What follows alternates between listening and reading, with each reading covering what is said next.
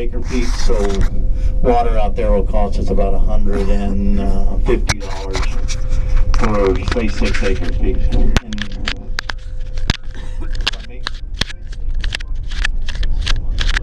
You're not supposed to ask questions. And, well, an acre foot of water is for, you put water, let's see, how would that go? That's my mathematics here. It's an acre with so much water put over the full acre. Foot of water on an acre. If you just imagine 1 acre a foot deep in water. And yeah, the water, like we're one in North Gila, it's one of the older areas, districts. Our water is, we get 5 acre feet for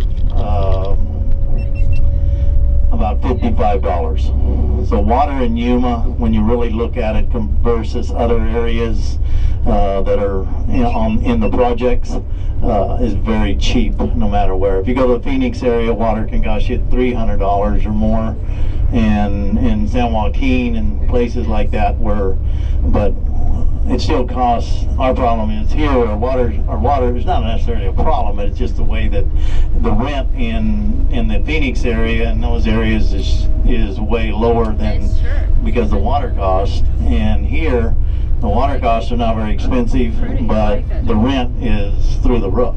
This ground right here, you're in what we call the South Gila Valley now.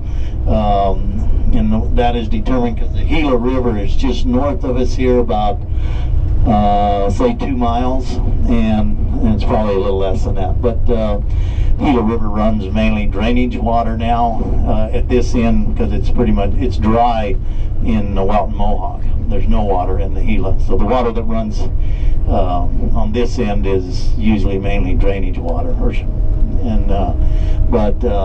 The rent right here in this valley would run anywhere for single crop produce would be around $650 an acre, and annual rent would be somewhere between $750 and $850,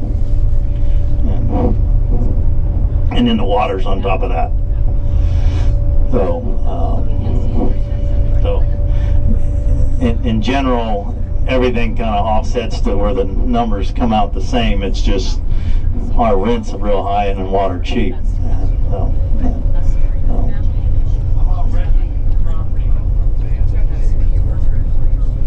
Yeah, it's about renting, how the renting. So there's some farms, families, like I'm third generation, my son and their kids are 4th and 5th generation. We still are in the farming business. All 3 of the kids are heavily involved in our farming operation. The little pregnant gal that you saw out there, that is my daughter, and she runs all the food safety issues. And then my 2 sons and Clint run the help with the farming operation. And Clint and I are the growers pretty much, and then my son runs all the tractors in the Yuma area, and we have in the trucking business too.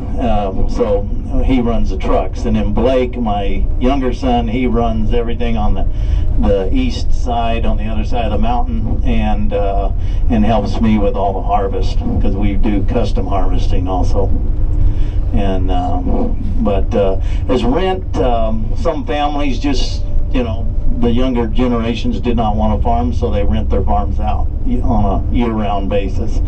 And this ranch right here is Bill Cameron's ranch. He was a contractor, construction, invested in property from San Diego, and then he rents that to like JV farms. And so it's different families. The next generation just didn't do it, but the families own the ground, and they just rent them to different companies.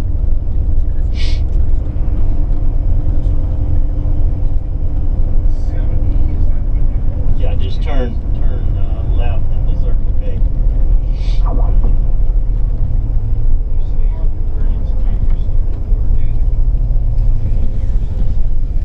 The organic process, he asked about the organic, is a 3-year process from the time that we sign it up, that we cannot put any commercial herbicide, chemicals of any type, or any commercial fertilizers.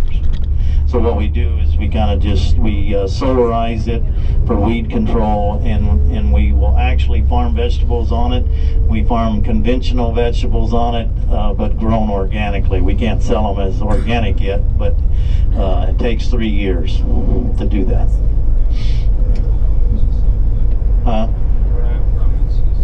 Same thing? Yeah, right.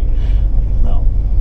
The sprinklers, are they used to started, or?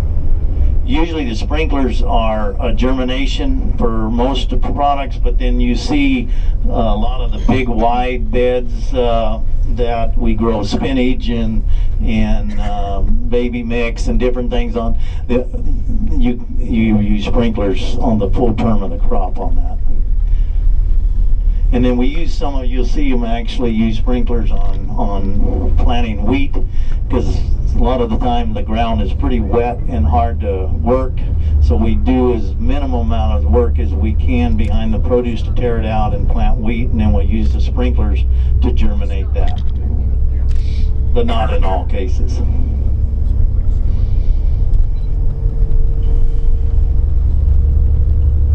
We're coming up on my house, and then we do a rotation with alfalfa around on our farm, because alfalfa gives a kind of a break, and some of this ground's been in produce for 30 some years without a break, and we've started about 10 years ago keeping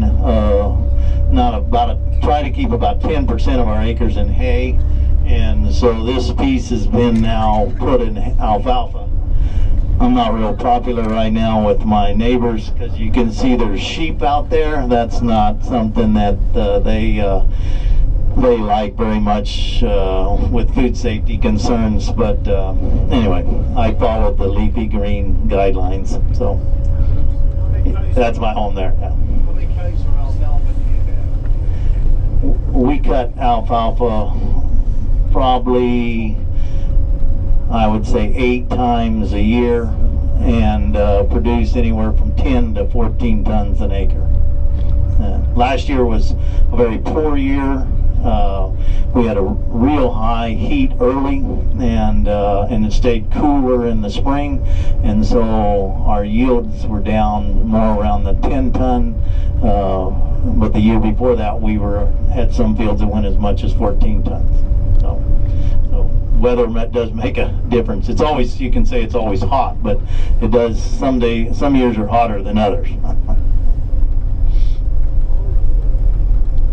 We're approaching the mighty Gila River, and that's what separates the North Gila from South Gila. So we're leaving the South Gila Valley, and as we cross the river, we'll enter into North Gila Valley. The North Gila Valley is a very small little area that sits between the mountains and the Colorado River and the Gila River, which is only about 7,000 acres. That was the Yuma River right there. That was the Gila.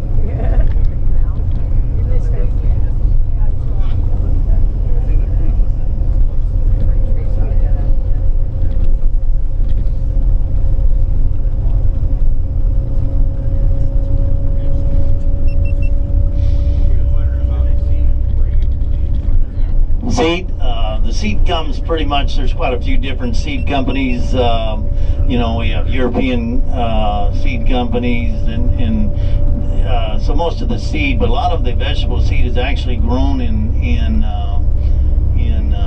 from our lettuce and some of our broccolis in Corcoran and in that area of the San Joaquin Valley. And actually, that big building that we drove by before we made the turn there on the south side of the road, that's Cicada International there. And Cicada is a huge broccoli, floral, different types of melons and things they grow. And so we grow broccoli and cauliflower seed for them, and have been doing that for 20 some years. And see these big beds here to this side. As you can see the mix of the green leaf and the red leaf, and there's probably chard and different things out there. That's used where the sprinklers stay in that crop from the beginning to the end.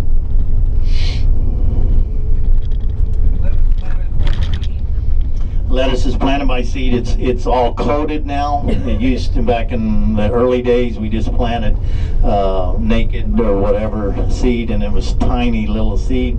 Well, now we coat it with a coating that makes it all the same size, and where we can use these air planters are more efficient that way. And we're pretty seed costs are pretty expensive, so we've done a lot of different things with those setups. We'll do a 3 seed drop, like 2 inches apart, and then skip 6, 7, 8 inches, and then plant 3 more seeds. And because most of this stuff is planted and then we thin it by hand. And something that we've done different this year that is our labor. Something we haven't talked about is labor.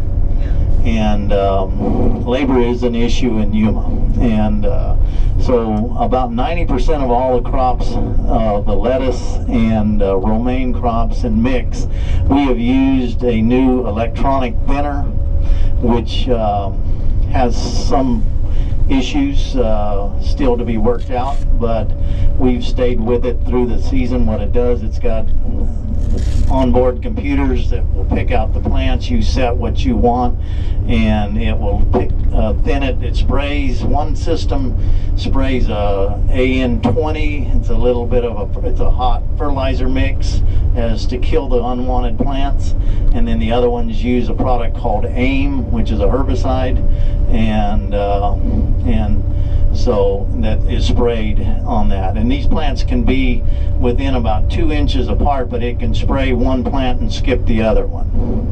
And so this technology is something they've been working on for a while, and we've looked at it for a while, and you finally just got to pull the pin and say, well, it's going to be what it is. And that's kind of what we have done, is being somewhat of a forerunner on doing our whole operation as much as we can. Keep going a little further. Pardon me? See, that now there is the big bed, and you'll see the different mix with that's romaine and some red leaf and green leaf, and so that is what you'll see in these stores. It's called the artisan lettuces, which is bred that is a little bit smaller, compact, like this stuff you're looking at straight ahead here to the left is that's just artisan romaine. And see, that looks like it's not near ready to harvest, and they are harvesting that with that machine out there right now. And it goes in those little clamshells, they call them, and you can get a red one, the different, each one of them, and we plant them that way for harvest, so they can harvest each one of those and fill a clamshell as they go with the different products. This ground also to the left that you see is everything's been tore out. It's been harvested. That ground is being prepared for cotton.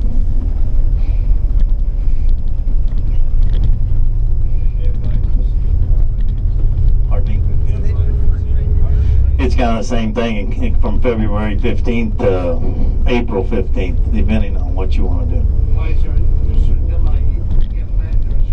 Right, we have a 45-day due to pink bollworm and stuff like that we can't plant. You get a subsidy on cotton? Pardon me? You get a subsidy on cotton? As we say, subsidies is a bad word. We don't use that anymore. There is some payments on that, but really haven't come into play as much over the last couple of years. This is the old Laguna Schoolhouse. It's our pipe yard now. Basically there, that's where my dad went to school from the 1st grade. And so this is the area that my grandfather, and that, just go to the main road straight ahead. That's Celery, and that's where we're headed right here to watch these. So this is where they came in 1923. We've been here since 23. Turn right here.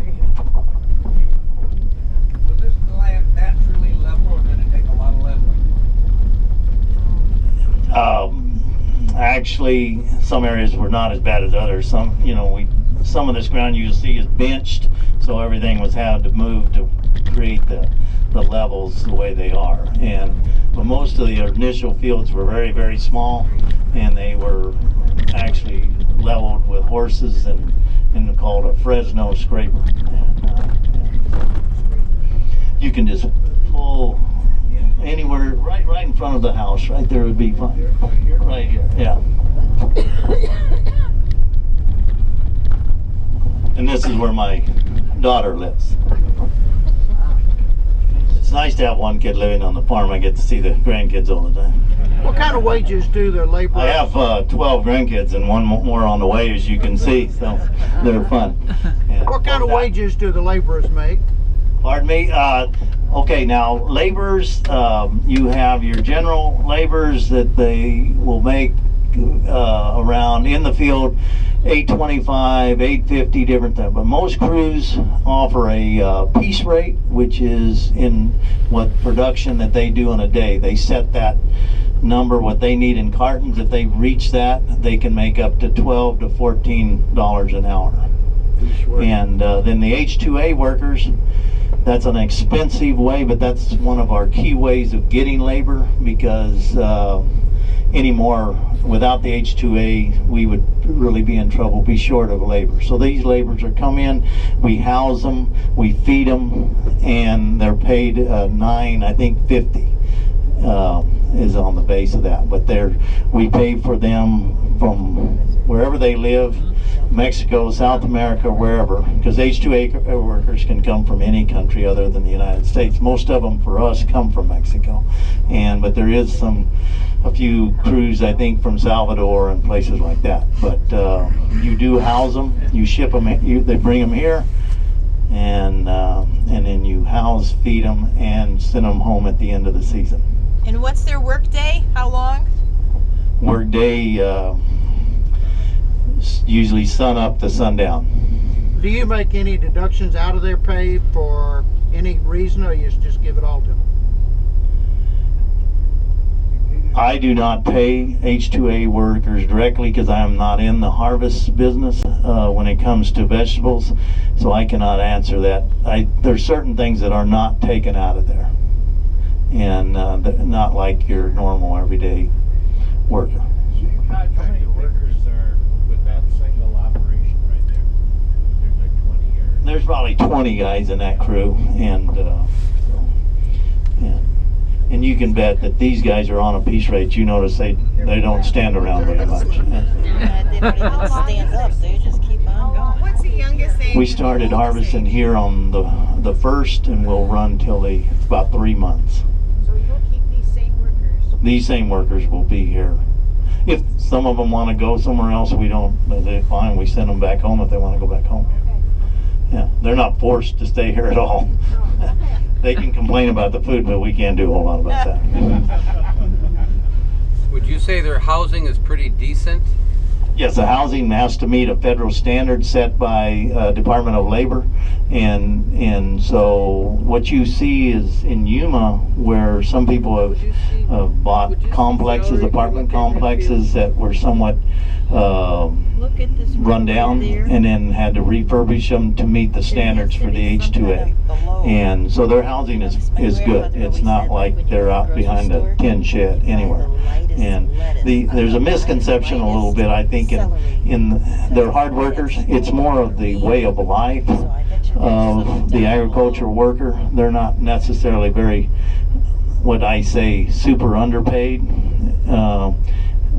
In comparison to other jobs, yes, but if they work hard, there is jobs that they can make. Our tractor drivers make anywhere from $10 to $12 an hour, and every employee that works for me is insured, and we do not, our everyday workers, we're not in the housing business, but most of them, well, I'd say half of them live in Mexico and half of them live in Yuma.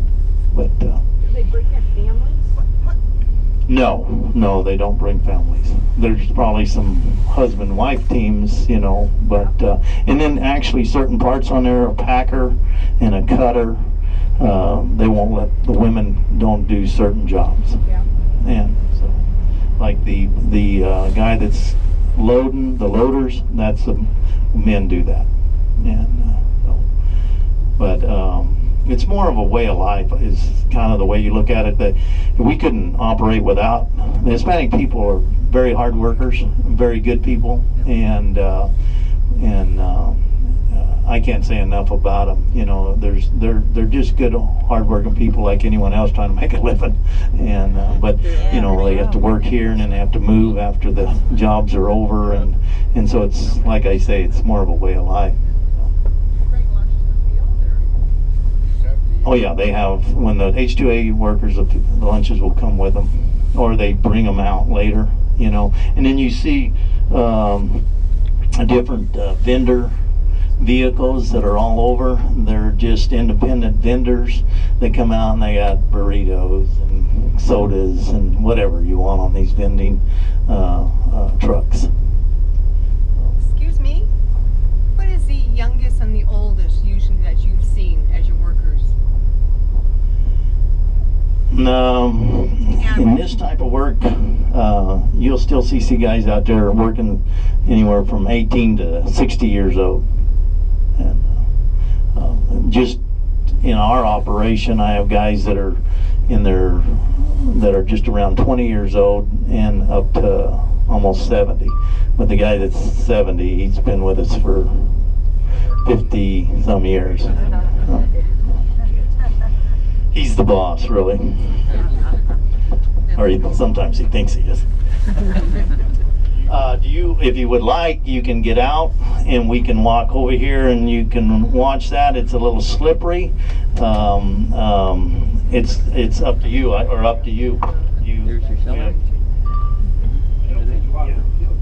Yep, it's all. Well, we can, if you wanted to get out here, we can all cut some celery here. I can cut everyone a head of celery, but I think at the end of the trip, I would say, rather than do that, I'm actually going to bring lettuce and romaine, broccoli, cauliflower, and celery will all be loaded on the bus when we get to AWC for you to take at the end of the tour. Wow. Thank you. And so... So who's Cadillac? So we'll have that, and so I mean, you can just, we can go on from here and go over and see the lettuce harvest if that's what you want to do. And that is muddy. Like I said, celery, and when in doubt, you water, so you're always watering. I want to go see it. About how long do you think it takes from? I do not own the harvest equipment. I About own how- all the other equipment, but not harvest. About how long do you think it takes from the time they pull it until it gets to market, say on the East Coast or something? Not as long as you think. It's going directly to the cooler, vacuum cooled, and loaded on trucks probably tonight or tomorrow, and then whatever it takes to get there. And you know, if you don't have bad weather, you can probably be there in 2 days.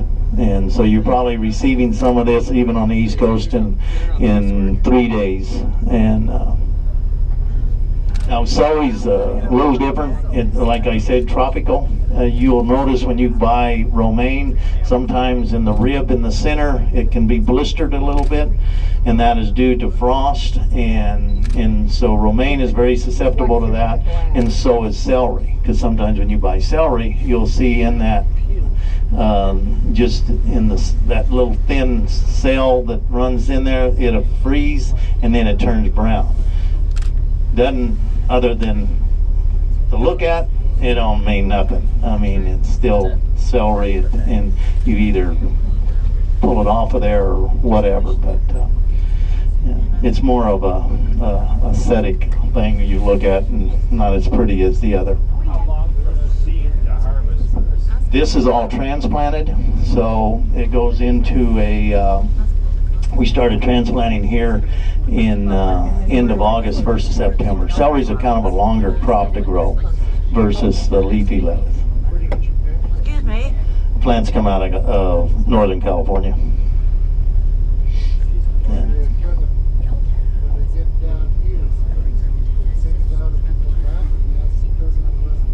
Oh no, they can turn around and go back. Where Yeah, you- yeah. Yeah, I know, but So, I know, but you can't focus anyway. pardon me? The trucker a day late, as soon as he shuts the door, they have to keep moving. They have to keep moving. That's why most produce trucks you see are running teams, you know, that, Sir, we had heard one time how many semis get come out of reflection the from the coolers every day. And I recall it was in the thousands, am I correct? oh yes, oh yes. Could you give us a little bit of a better number? Ooh, I don't know about that. At one time, just Dole was going to build a cooler where the Fresh X cooler is, that was just this side of the Gila River over there. And actually, they were going to build that cooler just north of the river.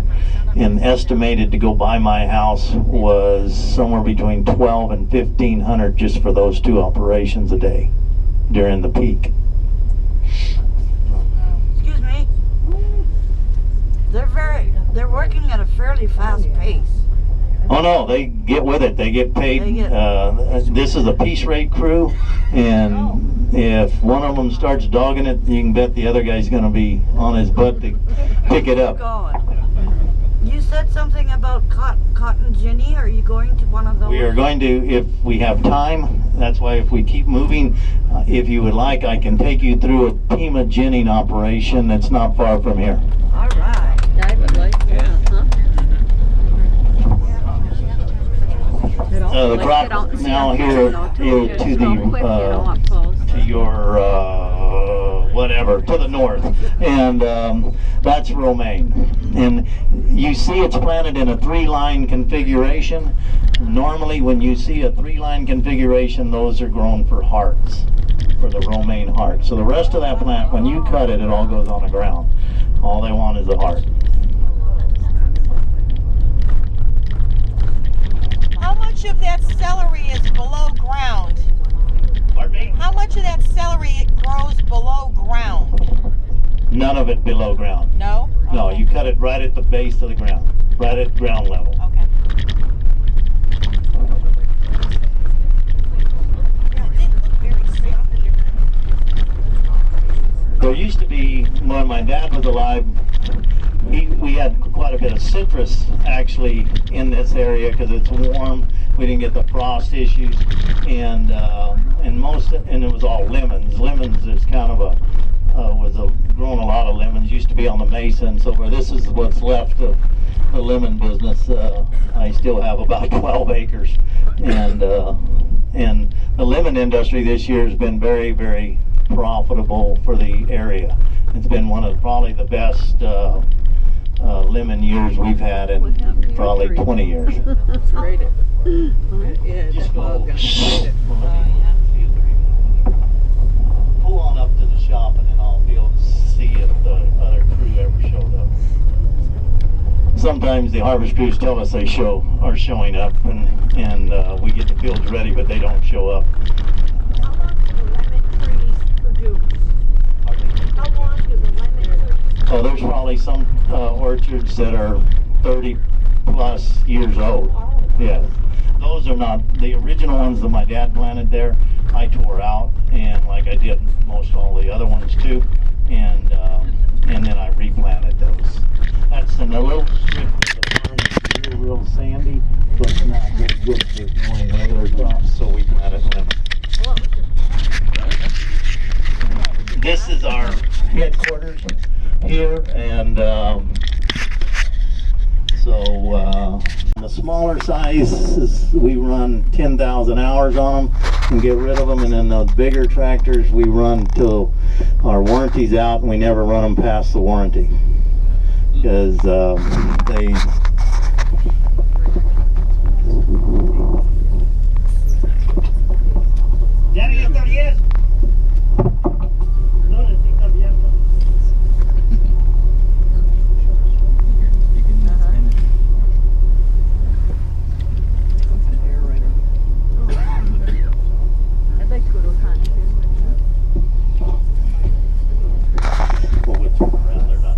The lettuce crew did not show up, but it would look a lot like what you just saw on the celery.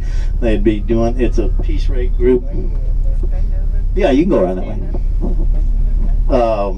So it would look a lot like that, but it's a different crew. It's we call them actually almost like call them a dinosaur looking thing because they're real long. You've seen them driving around where they're probably cutting 30, 40 beds at a time.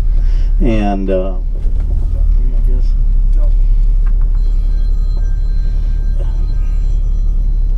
Sorry about that.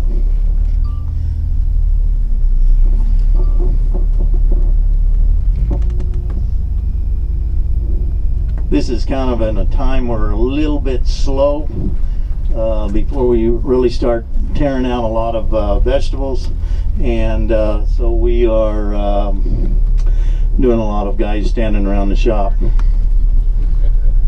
They're supposed to be working, but that's kind of what you do. You got to make work. You know, you're good men and everything else. There's certain times of the year is real slow, so you do probably 2 months out of the year you don't send them home. At least our crews, we do not send home and go on unemployment. We will make work and rebuilding, and most of them aren't really efficient in the shop. Of course, some of them are, but it's just kind of part of the process. You keep your best men and keep them busy. You don't let them go because someone else might grab them. That's where I was born. My dad built that house in 1950, and then he raised me and my 2 sisters were raised there, and then I raised my 4 kids there. Must be some old wheat.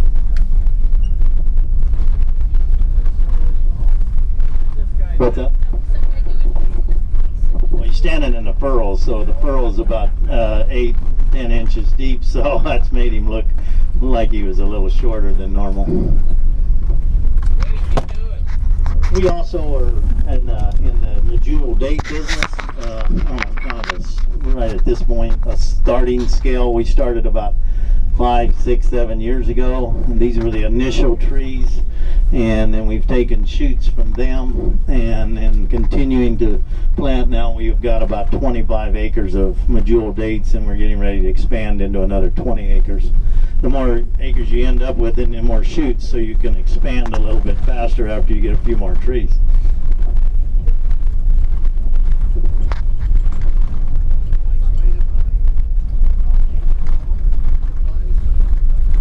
Well, the dates we don't take a lot.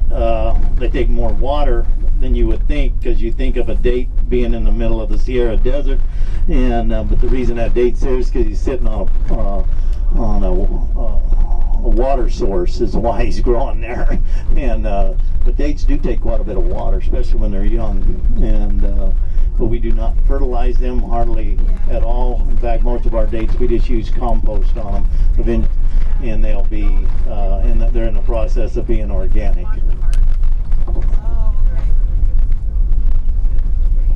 You see these in the celery business, they transfer these loads on these small caterpillars and take everything out there, because it is so wet that if they tried to do it a different way, they would really sink and just make a disaster of a mess out there. So this is a way of not tearing up the fields as bad as we haven't had any rain or anything for a while, and so actually this is pretty.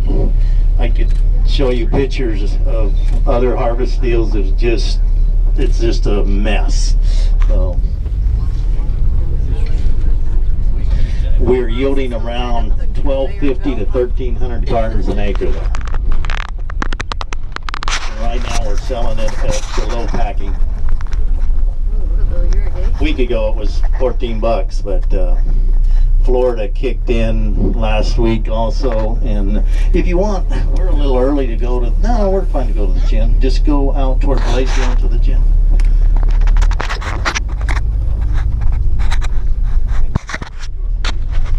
Yeah, just go to 95 and then.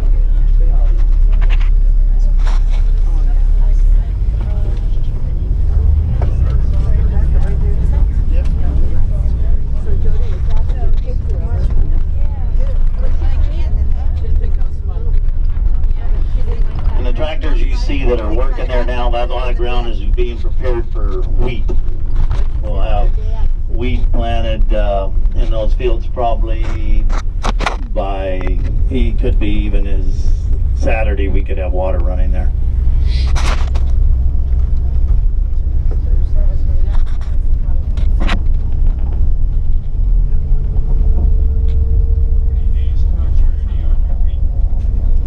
We usually start harvesting around the first part of June.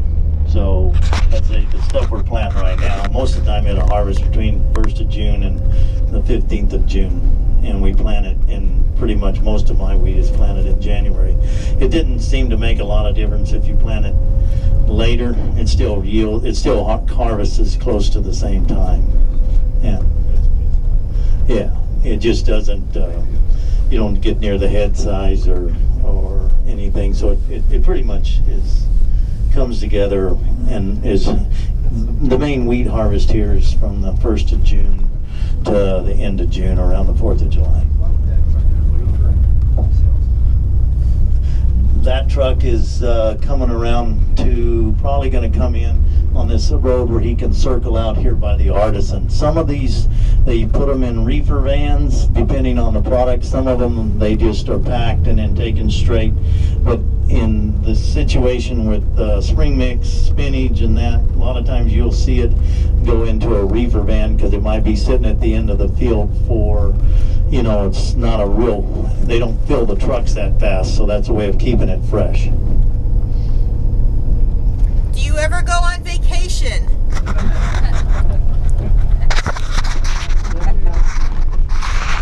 Oh yeah. I go hunting, I go to Wyoming every year hunting for a week, and I go usually fishing for a week to Mexico, and then most of the other trips are shorter, weekend type things. Do those workers just work 5 days a week? They work 6, sometimes 7. How many acres do you have here? Yeah, during the wintertime we farm about 5,000 acres, in the summertime we farm close to 6.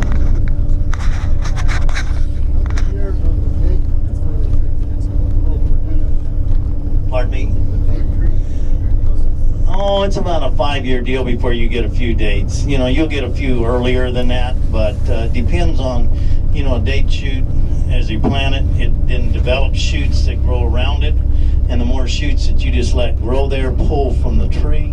So if you kind of keep that a number of shoots around the base of that tree to 4 or so, you know, won't pull the tree down. I was doing it all myself and not doing a very good job, so I hired a guy that really knows dates, and so my trees look a lot better in a short period of time.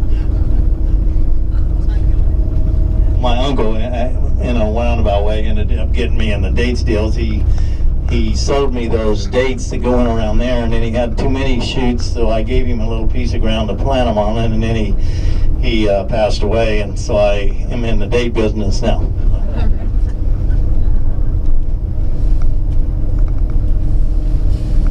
But that date business has really grown, as you can see in Yuma, and we do produce probably, I mean, I've ate other dates. I'm kind of grew up in my grandmother, everything she cooked, she put a date in. So it was almost a family joke about as the turkey got dates in it too, and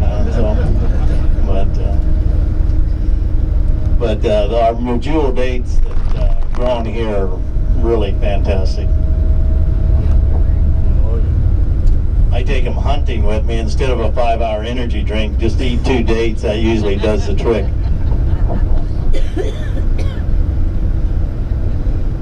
Especially if you dip them in chocolate.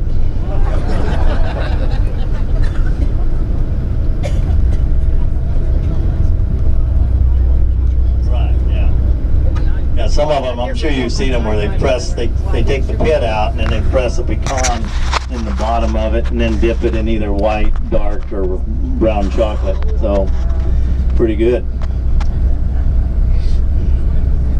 I'll do a little sales pitch. Best date shake in Yuma is Martha's Date Garden, and we'll go by that.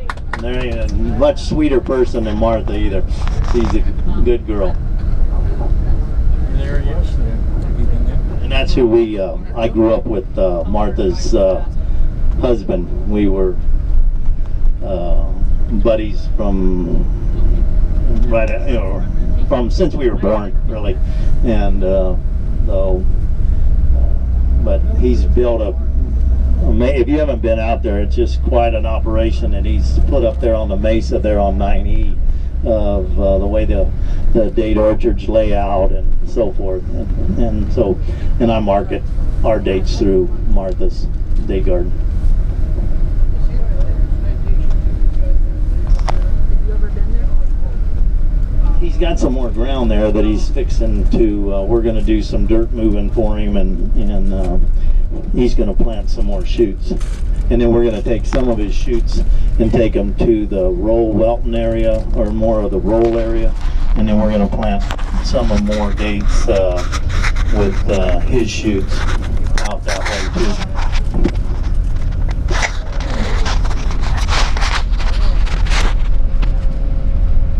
Now most all this ground on both sides right here actually was organic, and so it's very seldom do you see what happened there. That was with the Tanner Murnell company, and we used to farm all this, and then when they went organic, and then been up organic till about 2 years ago, and they were partners in a large organic deal, and then they were ended up selling out, and so part of the deal they could no longer it had a 5-year no competition clause in there, so they actually let that ground go back to conventional. So you don't see that very often, especially after you go through a 3-year period of getting it licensed. So it's now back to being conventional. The sheep. Talk about the sheep. Sheep, they give me 30 cents a day for each one out there to eat my hay. Putting up winter hay is sometimes not very fun because of the weather situation. Of course, the minute I put the sheep in there, the weather's been dry and very conducive to putting up really nice winter hay. And so I'm getting 30 cents a head, and you can sell good hay for about $2.15 a ton right now. Another smart business move.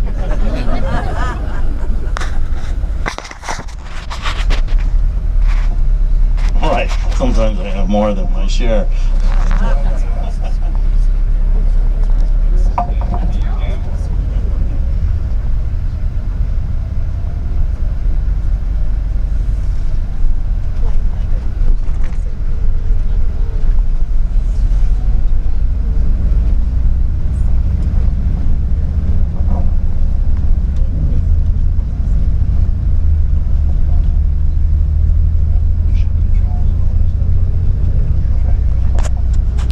All of our tractors, as you know, or as we move forward to follow all the guidelines, we're going to Tier 4. We're in Tier 4 now, going to Tier 5 engines, and so most all the new tractors are burning the urea additive in there to clean up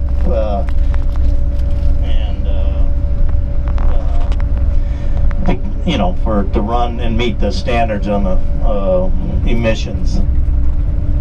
And it's quite expensive, and most of our irrigation pumps eventually will have to be converted too. And I mean, we have 40 pump motors, and not one of them are Tier 4 even. And so down the road we know we have to start tooling for you. It's not easy to tool an old motor to meet the standards, so you almost have to start over. But we have a few more years before that takes place. I'm hoping to give that problem to my kids, not me have to deal with.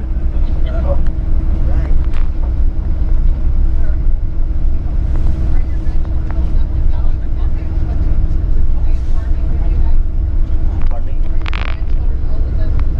No, they're not. No.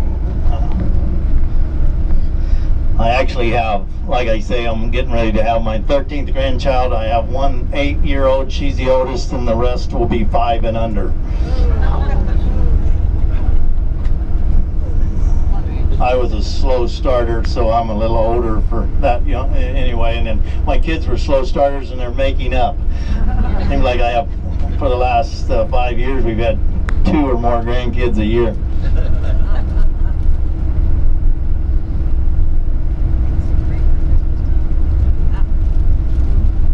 Now what you seeing, not right there, we just went by a field. Did you see some of the spacings have been being changed around a little bit? Everyone's always looking at production and stuff, and sometimes what we do for production does not necessarily work out on the other end when we find out, yeah, we produce more, but the quality's not there.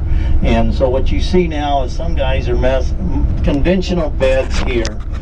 Most of Yuma is on a 42-inch single bed that we plant 2-line or 3-line on, and then in cauliflower we plant single line, and then there is some 2-line. That's 2-line cauliflower, right? Or no, it's broccoli. So, but that's kind of the configuration. Or you see the big beds that are here to the north of us. That is spinach and stuff that's planted either on an 80 or an 84-inch bed, but some guys are messing with 34-inch beds and then growing 2-line on a 34-inch bed, and with some success. Pardon me? And he's planting wheat there.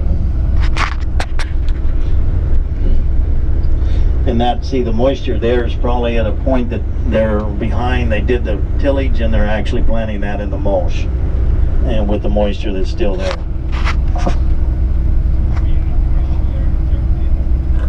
You hope.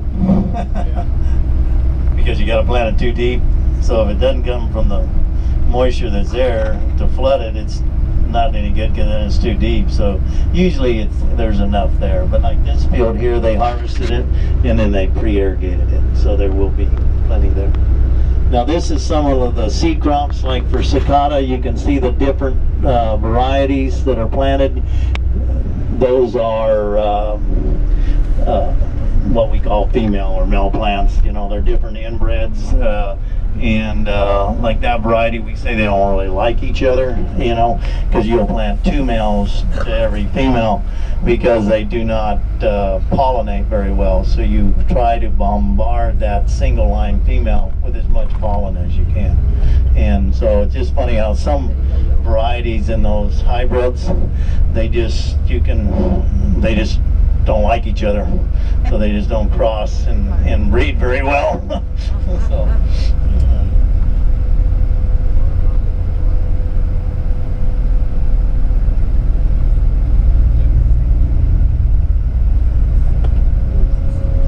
and actually what we do in broccoli seed and cauliflower seed is you get that head that you see, we let that head get about 6 to 8 inches, and then we go in with a knife. And we actually, what we call it is pinching, but we cut the heart of that out, where we end up with 2 points there, whether it's cauliflower or broccoli, and that way that it expand and extend. If we do not cut that out, it is so tight it won't extend and produce seed, or actually it won't extend to bloom. Okay, just pull right in here anywhere, and we'll go over there by the module feeder. This is Yuko Jenning. It was a co-op, and then years ago on hard times we changed, and then it became a stock held business, and we gin anywhere from 30,000 to 60,000 bales a year here, and but it's all held by farmers that grow cotton, and so it's still in a lot of ways run like a co-op, but it is a stock held corporation. And we've done a bunch of just to stay up with the industry and changing in the what's going on in the gin. So you can see the seed coming out on these little piles. That's black seed. So what we're ginning right now is Pima seed, and Pima seed, when you bring it off the cotton, is not a fuzzy seed as we call it that's white. It comes off pretty much just the seed by itself, so it's black. And so, but that's kind of a little bit of a difference is what you see. Just pull right up into that shade would be fine.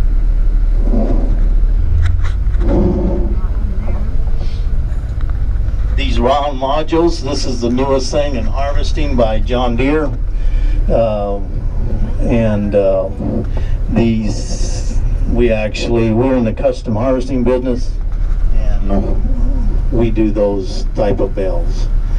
And so basically what we did, we bought 2 6-row round bale module machines, and we replaced 4 6-row machines, 4 module builders with tractors, bow buggy, and 12 men. No problem with boll weevils?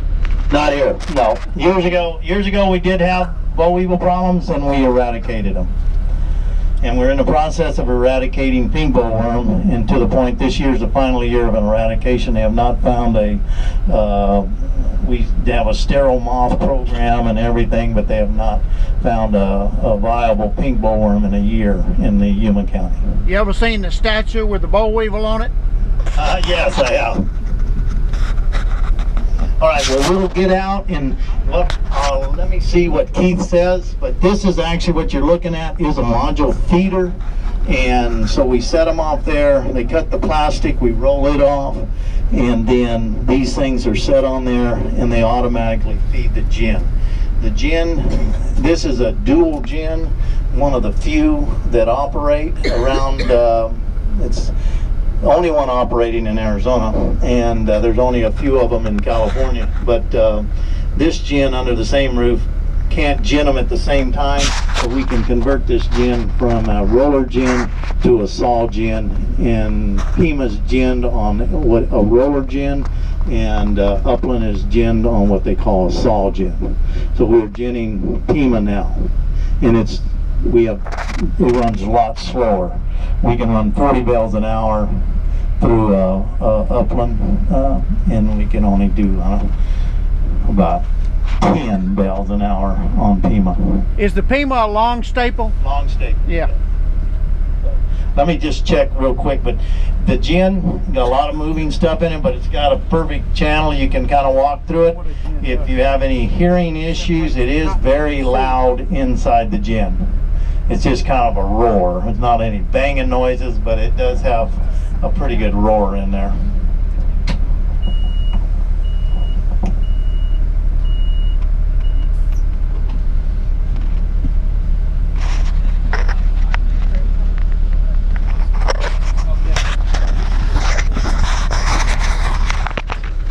What we'll do is everyone will get off, and then you can just pull right around to the other end and load it in. Everybody, that's my son. Well, this is Blake, my son, and he helps me in the cotton side of the deal. My other son hates cotton pickers. This one's dumb enough like me to like them. So thank God I got one of them. And so anyway, and so him and I run, him and I pretty much by ourselves along with everything else in 45 days. Last year, the year before last, picked 16,000 bales. And this past year with the cotton acreage way down, we picked in about 20 days or so about 8,000 bales. But those machines are amazing because they do everything on board. That thing is all done, goes in the machine off the plant and comes out in that round module. So